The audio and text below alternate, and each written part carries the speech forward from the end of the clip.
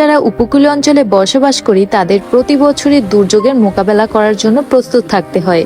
এজন্য এখানকার মানুষগুলো প্রতি বছরই আতঙ্কের মধ্যেই কাটায়। বিশেষ করে 2007 সালের ঘূর্ণিঝড়ের পর থেকে এখানকার মানুষগুলো কিছুটা ভয়েই থাকে। প্রাকৃতিক দুর্যোগগুলো তো আমরা ধরে রাখতে পারবো না, কিন্তু এখন মানুষ অনেকটাই সচেতন হয়েছে। কোনো ঘূর্ণিঝড়ের কথা শুনলেই তারা নিরাপদ আশ্রয়ে যাওয়ার চেষ্টা করে। আর এই সচেতনতা বৃদ্ধির জন্য সরকারের পাশাপাশি মানুষের জন্য স্বেচ্ছায় সেবা দিয়ে যাচ্ছে অনেক অর্গানাইজেশন।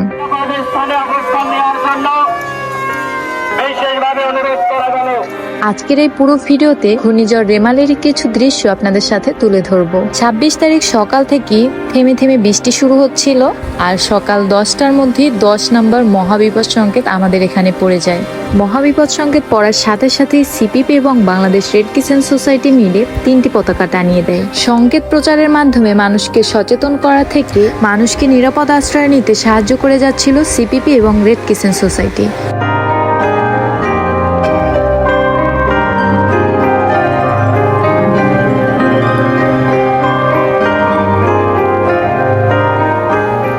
আস্তে আস্তে করে ফেরিবাদের বাহিরে পানির চাপ বেড়েই যাচ্ছিল।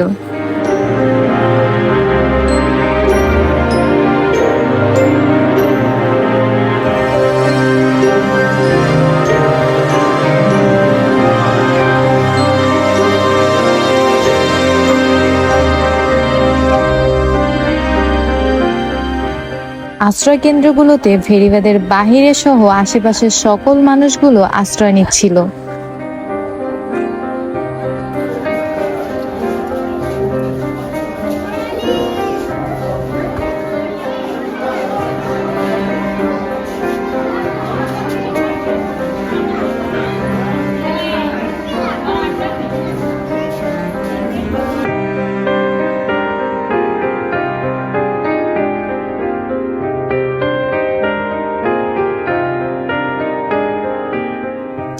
আমাদের এখানে সকল মানুষগুলো রাতে নিরাপদ আশ্রয় ছিল। আর এটি ছিল 27শে মের ভোরবেলার দৃশ্য। চারদিকে গাছপালা ভেঙে একেবারে অবস্থা খারাপ। এই রেমালে কত মানুষের যে বাসস্থান কেড়ে নিয়েছে।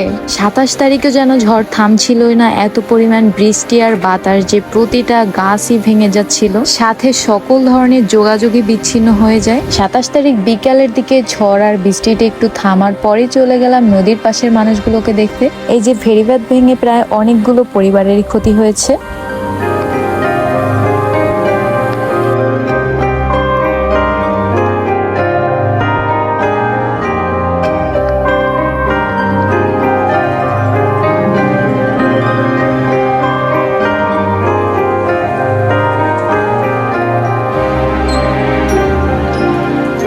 ঘূর্ণিঝড় রেমালের পরবর্তী সময়ে অসংখ্য মানুষের জীবন ব্যবস্থা একটা হুমকির মধ্যে পড়ে যায়। রেমালের পরে প্রায় 2 দিন চিরা খেয়েই তারা বেঁচে থাকে। আর পরবর্তী সময় প্রায় 10 থেকে 15 দিন পর্যন্ত কেউ রান্না করতেই পারছিল না। এই সময় সরকার সহ অসংখ্য অর্গানাইজেশন মানুষগুলোর পাশে দাঁড়িয়েছে। এভাবেই চলে যাচ্ছে এখানকার মানুষগুলোর জীবন। বারবার ভেঙে যাচ্ছে তাদের স্বপ্নগুলো, কিন্তু তারপরও তারা বেঁচে আছে।